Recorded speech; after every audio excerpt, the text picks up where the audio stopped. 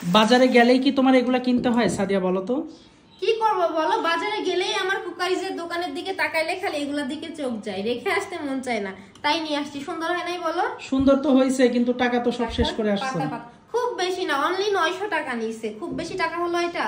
না, সুন্দরই হইছে। কত সুন্দর 6টা বাটি পিরি যেগুলো আর কি, এগুলা আরো কি কি আনছো এগুলা সব? দিলে অনেক বেশি সুন্দর লাগে। দেখাই, এই যে তুমি বলছো যে তোমার জামা কাপড় আলাদা আলমারিতে দেওয়ার জন্য, তাই তোমার জন্য হ্যাঙ্গার নিয়ে আসছি। আচ্ছা, 2 সেট আমার শাড়ি রাখার জন্য নিয়ে আসছি। আর আরেকটা জিনিস নিয়ে আসছি হলো এই যে কাপড়ের পিন। ফাহিম বাবু পিনগুলো সব নিচে ফেলে দিছে, এগুলার পরে উঠাইতে গেলে পাই না, কে যেন নিয়ে যায়, তাই আবার নতুন করে পিন আনতে হয়েছে। আর এদিকে আমার জন্য 2টা জিনিস নিয়ে আসছি। দেখো এগুলা আবার কি? যেহেতু গরম পড়ে গেছে, বাহিরে গেলে খুব বেশি গরম লাগে, হিজাব। ও আবারও হিজাব? তাই 2টা নরম হিজাব নিয়ে আসছি। মানে তোমাকে নিয়ে আর পারলাম না, মানে দেখলেই নিতে হবে তাই না তোমার? এটা তুমি তো জানো যে হিজাবের দোকান দেখলেও আমার হিজাব কিনতে ইচ্ছা করে না। সুন্দর হয়েছে। তুমি এমন কেন বলো তো? সবকিছুতেই প্রবলেম তোমার। না না, প্রবলেম নাই, সুন্দর হয়েছে। আচ্ছা আপনারা বলেন তো আমার হিজাব এবং বাটির সেটগুলো কেমন হয়েছে? আমি আরো কিছু নিয়েছি দেখাই। শুধু আমার জন্য যে নিয়েছি তা না, আমি আরেকটা কথা চিন্তা করেই বাজারে গেছি। আমি মূলত গিয়েছিলাম যে আমার ড্রেসের সঙ্গে চুড়ি কেনা হয় না, কসমেটিক্স নিতে, কিন্তু নামাজের টাইম পার হয়ে যাচ্ছিল জন্য আমি তাড়াহুড়া করে বাসায় চলে আসছি যে নিজের গুলা পরেও কেনা যাবে। এই যে এটা নিয়ে আসতে গেছিলাম। লুঙ্গি কার জন্য? আমার কি লুঙ্গি লাগবে? তোমাকে আমি কি বলছি পণ্ডিতি করতে, তুমি আমার জন্য আবার লুঙ্গি নিয়ে আসছো? আমি কি তোমার জন্য নিছি নাকি লুঙ্গি? খায়া কাম পাই নাই তো আমি তোমার জন্য লুঙ্গি কিনতে যাব? এটা আমি নিছি আমার খুব স্পেশাল একজন মানুষের জন্য, নিসের চাচার জন্য, মানে আমাদের গেটম্যান যে চাচা, তুমি তো জানো যে ওনাকে আমি কতটা ভালোবাসি, চাচা চাচিকে।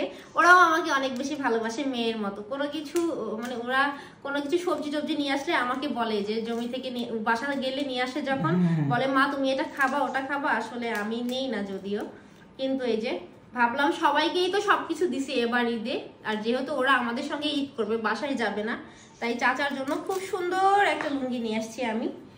এই যে ভালো হয় না, কাজটা ভালো লাগছে আমার কাছে।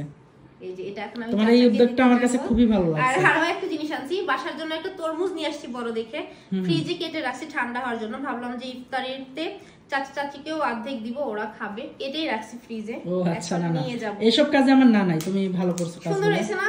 এটা এখন আমি নিচে দিতে যাব। আরো কিছু নিয়ে আসছি, এদিকে হলো ফল নিয়ে আসছি আমার বাসার জন্য অনেকগুলো। ও আরেকটা জিনিস নিয়ে আসছি, আমি তোমাকে দেখাই।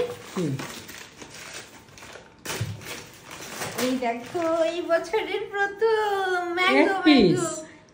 এক পিস দাম কত জানো? 450 টাকা কেজি। এই একটার দাম 120 টাকা হইছে। আরে ভাই, তাই তুমি এত কিপটা একটা ড্রেস? না, এটা তো যেহেতু সিজন ছাড়া টক হবে, জাস্ট আমি ইফতারির পরে ও আচ্ছা, ট্রাই করার জন্য, মাখাই খাওয়ার জন্য নিয়ে আসছি কাঁচা লাল। তুমি তো খাবা না, দেখো মানে ইয়া করবা, ট্রাই করবা যে মিষ্টি কিনা। আবার নিব। ও আচ্ছা আচ্ছা, তাহলে ঠিক আছে। এদিকে যে অনেকগুলো ফল নিয়ে আসছি, এখান থেকে ফলও দিব। ফাহিম বাবুর আঙ্গুর, আর এখানে হলো আছে। ঠিক আছে, এগুলো সব ধুয়ে মুছে সুন্দর করে সাজায় রেখে দাও। তো এই ছিল আমার আজকের বাজার, আর আমি একাই কিন্তু অনেক সুন্দর বাজার করতে পারি। এটাই তো দেখতেছি। তোমাকে আমার বাজারে যা লাগবে না, শুধু টাকা লাগবে।